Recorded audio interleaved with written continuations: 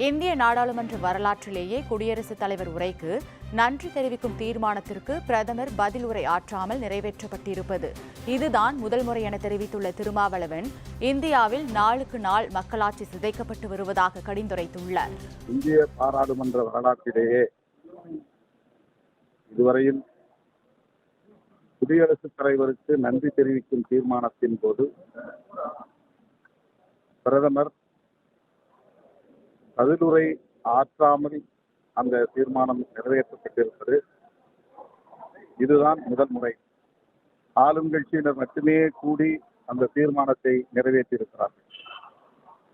நாளுக்கு நாள் ஜனநாயகம் சிதைக்கப்பட்டு வருகிறது. ஜனநாயக படுகொலை அரங்கேற்றப்பட்டு வருகிறது.